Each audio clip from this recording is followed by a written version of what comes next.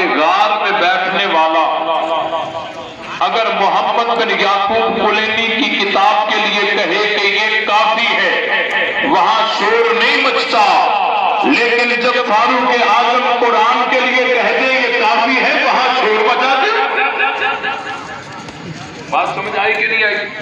اور کہتے جی یہ جو ہے نا کہ قرآن کافی ہے، اس کا مطلب یہ ہے کہ حدیث کی ضرورت نہیں، یہ تو انکار حدیث ہو گیا۔ سمجھو بھائی، کہتے ہیں قرآن کافی ہے، کافی کا مطلب ہے کہ حدیث کی ضرورت نہیں، یہ تو جی حدیث کا انکار ہو گیا، یہ تو انکار حدیث ہے۔ اور یہ کہتے کون ہیں؟ جن کے مذہب کی بنیادی کتاب کا نام ہی اصول کافی ہے۔ اصول، اور زور سے اصول کیا مطلب؟ تہذیب الاحکام کی ضرورت نہیں ہے؟ کیا مطلب الاستبصار کی ضرورت نہیں ہے؟ کیا مطلب من لا یحضرہ الفقیہ کی ضرورت نہیں ہے؟ کہتے نہیں، یہ اصول کافی بھی ہے لیکن تہذیب الاحکام کی ضرورت باقی ہے۔ میں نے کہا قرآن کافی ہے، حدیث کی ضرورت باقی ہے۔ بات سمجھ آئی کہ نہیں آئی؟ بھائی قرآن میں ہے نا حسبنا اللہ، ہمیں اللہ کافی ہے، کیا مطلب؟ رسول کی ضرورت نہیں ہے؟ بولو حسبنا اللہ، ہمیں اللہ کافی ہے، اس کے بعد بھی رسول کی ضرورت باقی ہے، تو حسبنا کتاب اللہ، ہمیں قرآن کافی ہے، اس کے بعد بھی حدیث کی ضرورت باقی ہے۔ اور تم کس منہ سے کہتے ہو تمہاری تو کتاب ہی کافی ہے؟ پیار محبت کی باتیں ہیں، آپس کی باتیں ہیں، سمجھنے کی باتیں، تمہاری تو کتاب ہی کافی ہے۔ تم کس منہ سے کہتے ہو؟ حضرت فاروق اعظم کا حضور نے نام لیا؟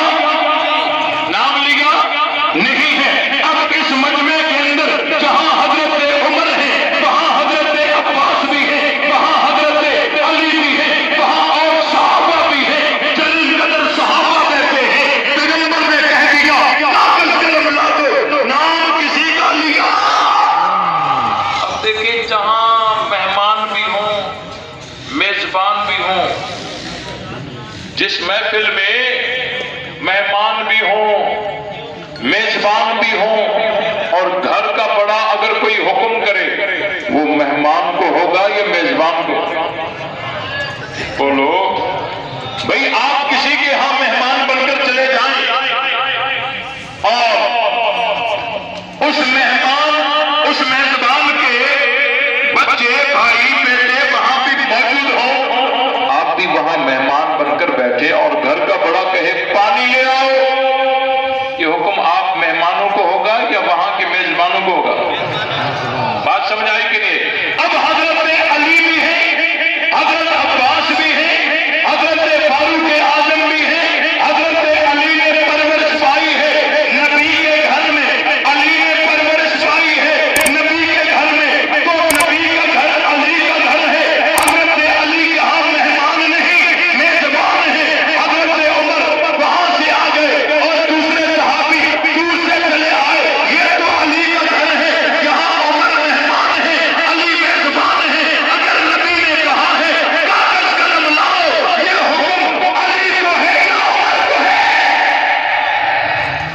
تو سوال تو ہمارا ہے نا، علی نے کیوں نہیں دیا؟ علی نے کیوں نہیں دیا؟ بات سمجھو بھائی، ہمارا اعتراض نہ حضرت عمر پر ہے نہ حضرت علی پر ہے، ہمارا اعتراض نہ حضرت عمر پر ہے نہ حضرت علی پر ہے۔ ہم تو سب کو مانتے ہیں، ہم کہتے ہیں وہاں علی نے رسول اللہ کا لفظ نہیں مٹایا، یہ علی کی نافرمانی نہیں تھی، محبت رسول تھی، اور یہاں حضرت عمر نے کاغذ قلم کے لا جانے کے جواب میں حسبنا کتاب اللہ میں پیغمبر کی تکلیف کو دیکھ کر، شدت کو دیکھ کر، اور ان کو تکلیف سے بچانے کے لیے کہہ دیا کہ حضور آپ تکلیف نہ کریں، ہمیں اللہ کی کتاب کافی ہے، یہاں علی کی محبت ہے،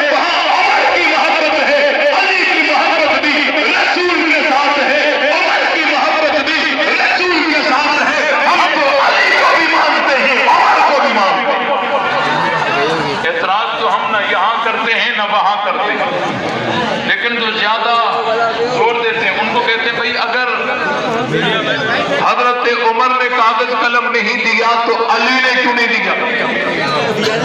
علی نے رہتے، علی نے کیوں نہیں دیا؟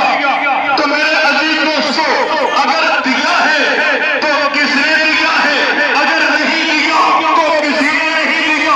حضور علیہ السلام کی رحمت سے 4-5 یوم قبل یہ واقعہ پیش آیا ہے۔ اگر اعتراض بنتا ہے تو سب پہ بنتا ہے، نہیں بنتا تو کسی پہ نہیں بنتا۔ ایسی باتوں سے کوئی صحابہ کی عظمت کو میلا نہیں کر سکتا۔ صحابہ تو وہ ہے جن کے ایمان کا تذکرہ قرآن میں ہے، تقوی کا تذکرہ قرآن میں ہے، طہارت کا تذکرہ قرآن میں ہے، ہر چیز صحابہ کے سجدوں کا ذکر قرآن میں ہے، عبادت کا ذکر قرآن میں ہے، جہاد کا ذکر قرآن میں ہے، تقوی کا ذکر قرآن میں ہے، جنتی ہونے کا ذکر قرآن میں ہے، کامیاب ہونے کا ذکر قرآن میں ہے، کامیاب ہونے کا ذکر قرآن میں ہے، جنتی ہونے کا ذکر قرآن میں ہے۔ ان کو لٹک سکتے ہو، قرآن نے جن کو کامیاب کہا، ان کی عزت کو کوئی میلہ کر سکتا؟ کوئی میلہ کر سکتا نہیں۔ ہر نمازی دعا مانگتا ہے، اہدنا الصراط المستقیم، اہدنا الصراط المستقیم، یا اللہ مجھے سیدھا راستہ دکھا، یا اللہ مجھے سیدھا راستہ دکھا، صراط الذین انعمت علیہم، صراط الذین انعمت علیہم، راستہ ان لوگوں کا دکھا جن لوگوں پر تو نے انعام کیا ہے، جن لوگوں پر تو نے انعام کیا ہے۔ ہم نے پوچھا یا اللہ انعام یافتہ جماعتیں ہیں کون؟ اللہ نے فرمایا وَمَن يُطِعِ اللَّهَ وَالرَّسُولَ۔ اگر توجہ ہو تو میں یہاں ایک باریک سا نقطہ ہے عرض کروں بھائی، وَمَن يُطِعِ اللَّهَ وَالرَّسُولَ، جس نے اللہ کی اطاعت کی اور رسول کی اطاعت کی، فَأُولَٰئِكَ مَعَ الَّذِينَ أَنْعَمَ اللَّهُ عَلَيْهِم مِّنَ النَّبِيِّينَ وَالصِّدِّيقِينَ وَالشُّهَدَاءِ وَالصَّالِحِينَ وَحَسُنَ أُولَٰئِكَ رَفِيقًا، کہ جس نے اللہ کی اطاعت کی اور رسول کی اطاعت کی، قیامت میں وہ انعام یافتہ لوگوں کے ساتھ ہوگا۔ انعام یافتہ لوگ کون ہیں؟ 4 طبقے ہیں، 4۔ پہلا طبقہ نبیوں کا، دوسرا طبقہ صدیقین کا، تیسرا طبقہ شہداء کا، چوتھا طبقہ صالحین کا۔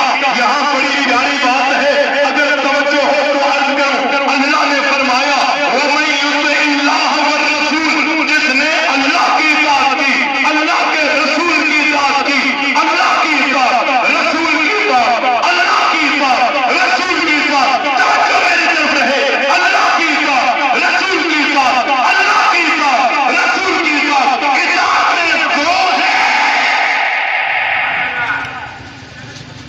امام کی اطاعت کا حکم ہے، بولو، امام کی اطاعت کا حکم ہے۔ اللہ نے کہا جس نے اللہ کی اطاعت کی اور رسول کی اطاعت کی وہ کامیاب، وہ نبیوں کے ساتھ ہوگا، وہ جی ہے صدیقین کے ساتھ ہوگا، شہداء کے ساتھ ہوگا۔ اگر عقیدہ امامت یا امامت بھی اصول دین میں سے ہوتا، نبوت کی طرح ہوتا، تو جس طرح رسول کی اطاعت کا حکم آیا ہے تو امام کی اطاعت کا بھی حکم آ جاتا، لیکن امام کی اطاعت کا کوئی حکم نہیں ہے۔ تو اس دنیا کے اندر اگر حجت ہے تو رسول نبی ہے، امام حجت ہو سکتا۔ ایک بات، اور دوسری بات یہ ہے کہ انعام یافتہ جماعتیں کتنی ہیں؟ بولو، اور بڑے بڑے مرتبے بھی کتنے ہیں؟ 4۔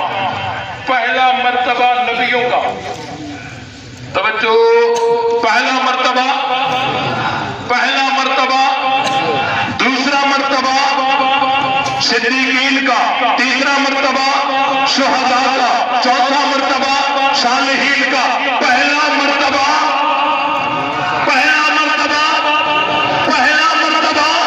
تو نبیوں سے اونچا کوئی مرتبہ ہے؟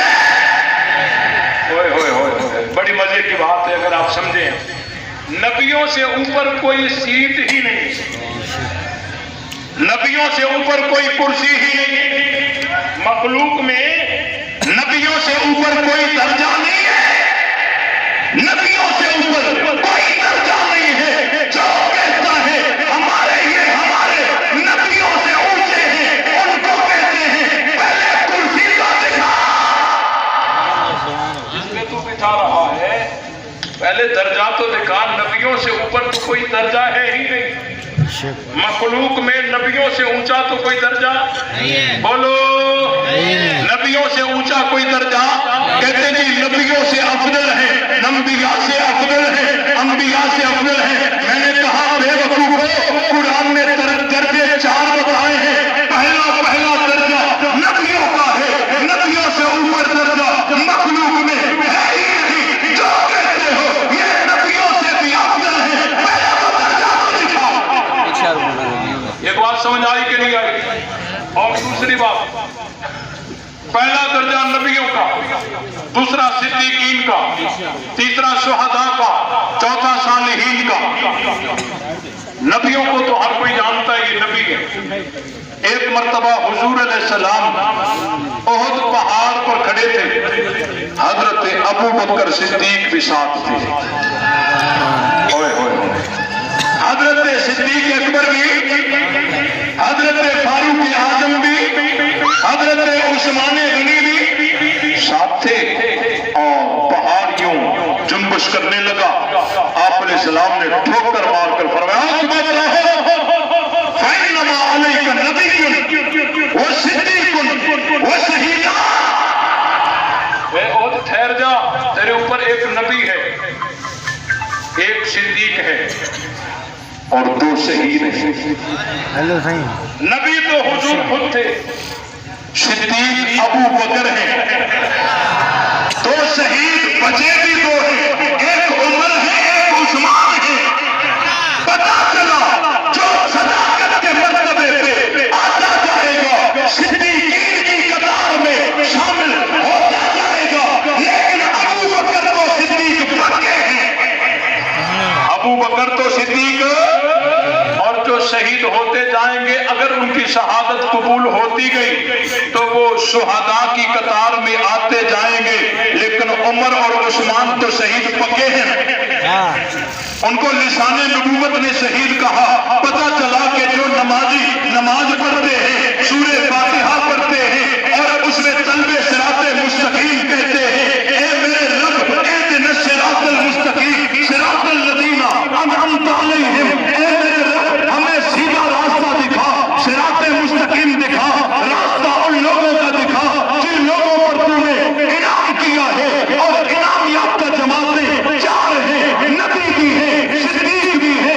شہید بھی ہے، صالح بھی ہے، اور صدیق میں پہلے نمبر پر ابو بکر ہے، شہیدوں میں عمر ہے، عثمان ہے۔ پتا چلا ہر نمازی نماز میں جب سورہ فاتحہ پڑھتا ہے رب سے دعا مانگتا ہے، ربا مجھے ابو بکر کا راستہ دکھا، ربا مجھے عمر کا راستہ دکھا، عثمان کا راستہ دکھا، صحابہ تمہاری عظمتوں پہ قربان، جب تک نمازی تمہارے راستے کی دعا نہیں مانگتا اس وقت تک رب اس کی نماز کو قبول نہیں کرتا۔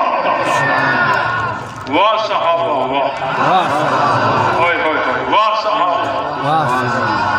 وقت مختصر ہے، یہ گستاخیاں، یہ جو ایک ذلیل اٹھا ہے جس نے اللہ کی گستاخی کی ہے، ہمارا مطالبہ ہے اس کو تختے دار پر لٹکایا جائے اور حکومت لٹکائے، اور جو کہتے ہیں قرآن کی آیتیں نکالی جائے۔ ہم کہتے ہیں یہ اسلام سے پہلے ہی نکلے ہوئے ہیں، یہ اسلام سے، یہ گستاخیاں بند کرو، گستاخیاں پورے ملک کے فساد کی بنیاد یہی گستاخیاں ہیں۔ جس طبقے میں، جس ملک کے اندر اکثریت صحابہ کو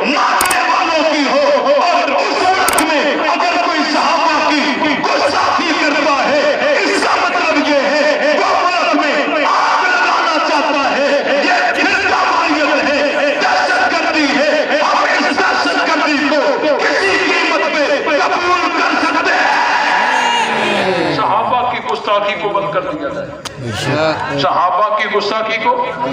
ملک کے اندر صحابہ کی گستاخی سب سے بڑی دہشت گردی ہے، صحابہ کی گستاخی سب سے بڑی۔ اور ان گستاخیوں کو دیکھ کر آخری بات عرض کرتا ہوں، میں نے کوئی 1.5-2 سال پہلے کراچی میں چیلنج دیا تھا، کراچی میں چیلنج دیا تھا، نام کسی کا لیا نہیں تھا، نام کسی کا، میں نے کہا تھا میرا چیلنج صحابہ کے دشمن کو ہے، ایک نکل آیا، بھاگ گیا، ایک نکل آیا، اس نے کہا یہ چیلنج ہمیں ہے۔ میں نے کہا شکر ہے مان لیا نا کہ صحابہ کے دشمن ہیں، بات کھل گئی نا، مان لیا کہ صحابہ کے دشمن ہیں۔ اور اس نے چیلنج قبول کرتے وقت کہا تھا کہ میں قم سے پڑا ہوا ہوں۔ میں نے کہا ہمیں قم کا روب نہ دو، میں نے بھی کسی شیر سے پڑھا ہے،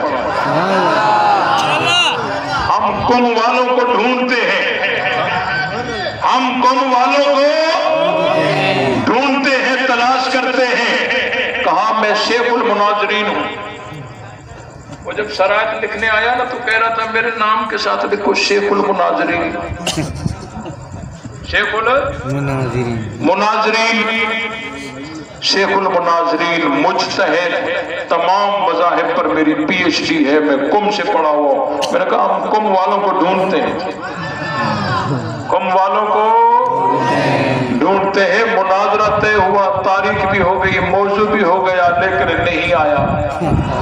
بولو، میں نے اسی وقت ریکارڈ کروا کے بیان کہا تھا یہ عنوان تمہارے مذہب پہ قرضہ ہے، تمہارے مذہب پہ قرضہ ہے، اور آئندہ جو بھی چیلنج قبول کرے اپنا لیول دیکھے اور حیثیت کو دیکھے، اور انشاءاللہ جو بھی صحابہ کا دشمن جس میدان میں آئے گا انشاءاللہ منہ کی کھائے گا۔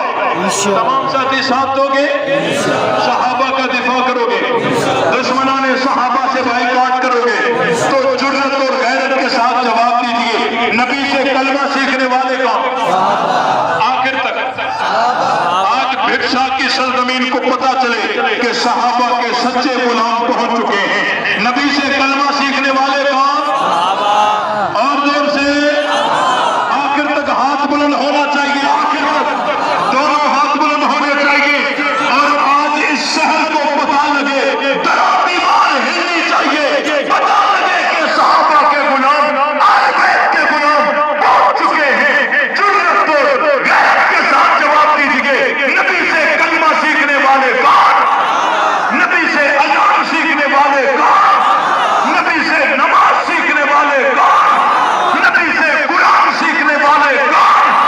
نبی بدر میں تو ساتھ، نبی عہد میں تو ساتھ، نبی حنین میں تو ساتھ، نبی احزاب میں تو ساتھ، نبی الفاظ میں تو ساتھ، نبی مینا میں تو ساتھ، نبی مکے میں تو ساتھ، نبی مدینے میں تو ساتھ، نبی سفر میں تو ساتھ، نبی حجر میں تو ساتھ، نبی ہجرت میں تو ساتھ، نبی غار میں تو ساتھ، نبی مزار میں تو ساتھ، نبی غلام میں تو ساتھ۔ تو مصطفیٰ کے مرید کو، مصطفیٰ کے پروانے کو، مصطفیٰ کے